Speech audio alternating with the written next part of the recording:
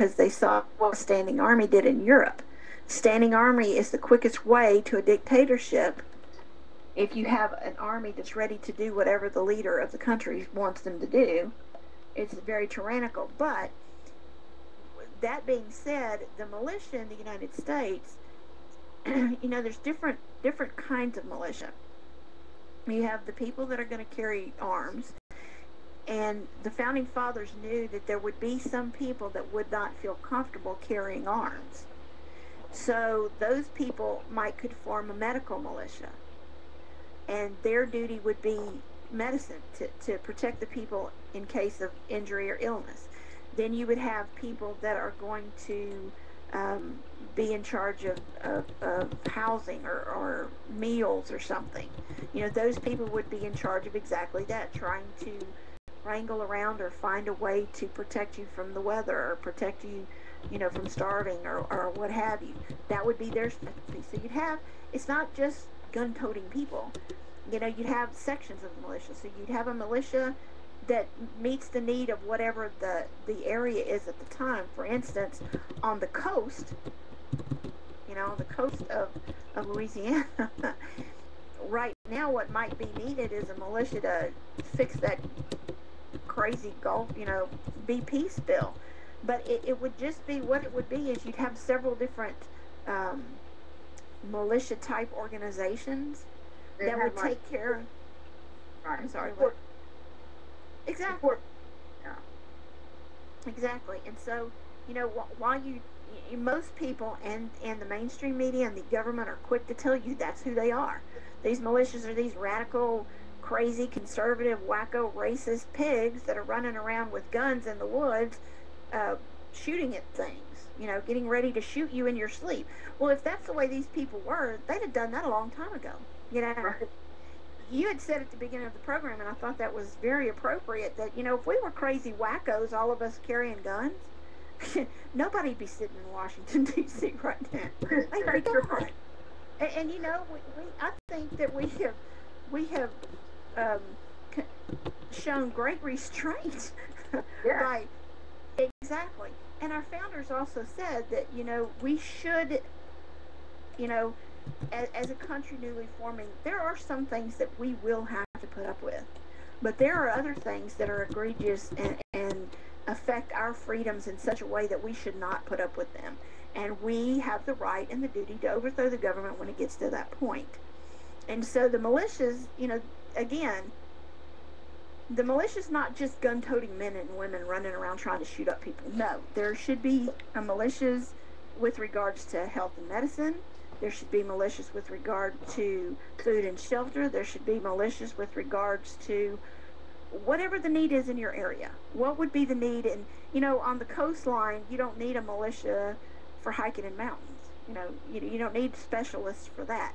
But in the mountains, you don't need specialists that knows how to deal with beachfront invasion.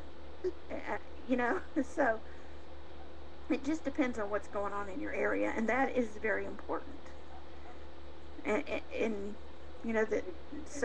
also the other thing too is the government keeps saying that the militia, we don't need a militia because we have the National Guard, and that's what the militia actually was, is the National Guard. That's not actually true, because the founding fathers called for a militia more than 100 years before the National Guard was even an idea in the head of government. Right, and consider this, that the militia were made up of people whose fathers had fought for the independence of this country. They didn't need a National Guard at that time. People were more than willing to take up arms and protect this country, Exactly. That's why there was no need for a National Guard. Right. And of course at the time too, and this is important, Thomas Jefferson said the strongest reason for the people to retain the right to keep and bear arms is a last resort to protect themselves against the tyranny and government. That's what they expected people to do as a whole, is protect themselves. Well, what do you have to do to protect yourself?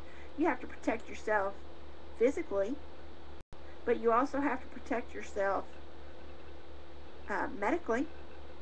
You have to protect your nourishment. You have to protect your shelter.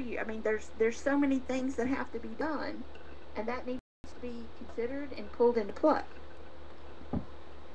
And the fact that you are protecting your own life and pursuit of happiness and your own liberty should not be an infringement upon anyone and on any government or state entity. They absolutely whatsoever. Absolutely, and that is very, very apropos to the Ninth Amendment. You know, everybody knows the First, Second Amendment. You know, everybody knows the First Amendment. So they don't understand the Ninth Amendment, and the Ninth Amendment clearly states the enumeration in the Constitution of certain rights shall not be construed to deny or disparage other rights retained by the people. But during the debate on the Ninth Amendment specifically, and I read a lot of this in a book called The Complete Bill of Rights. It's an excellent book, and I think that anybody interested in freedom needs to try to get their hands on one. They're very expensive, however, so I use them at the library.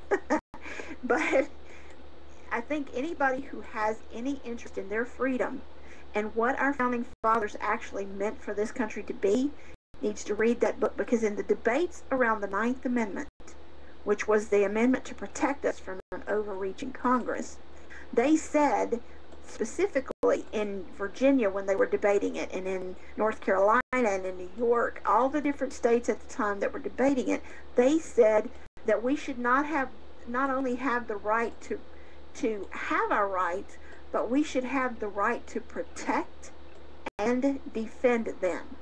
How are you going to defend your rights without a gun? Exactly. How are you going to defend the rights given to you at the time if you don't have the means to defend them? And this, it was brought up in proposal after proposal: New York, North Carolina, Massachusetts, New Hampshire, Georgia. I mean, it's all over the place. So when you read this and you realize they meant this, they meant for us to enjoy and defend our life and liberty. They meant for us to enjoy being free. They meant for us to defend our freedom if it came down to it. And hopefully it won't come down to it. But, you know, if it does, you better be ready. Right, and it all comes down to what's it worth, right? Exactly. I mean, what's it worth to you? What is your country and your freedom and your liberty worth to you? Exactly. Are you willing to lay it down for the quasi-security of knowing that any time your government will poison you from the air, the land, the water, or just come right into your house, take you out? I mean, is that worth putting up with? Are you willing to take those chains and wrap them and secure yourself to that master's foot? I mean, is that what you want out of life? Or are you going to stand up and say, no, I'm a human being and I have rights regardless of who you are, what you stand for, and why? You know? Exactly. Exactly. Yeah. I agree We just with have just the people that, you know, we're here. We're not on the trip anymore. We just got here. It's coming, you know? It is coming. I have, you know, I'm in touch with people all over the country, and, you know, in Montana, you know, they're gearing up for it. They are worried that the things that are about to happen are going to threaten their freedom, and they're not going to lie down. You know, the states are starting to stand up and say, we're taking back our country. Exactly. Exactly, and that's very important. You know, people, you know, there are a lot of people that don't understand that Congress only has 18 powers. There were only 18 powers given to Congress, and Congress, you know, the administrations, the Bush administration started it, but the Obama administration carried it on, and in 2009, 38 states proposed or passed legislation to take back their 10th Amendment rights. Now, only 2 states in 2009 made that an official law. In 2010, 4 more states passed the resolutions into law, and 17 states reintroduced that legislation. But people need to understand that there are governments, there are people fighting for, you know, to take back power from the federal government and replace it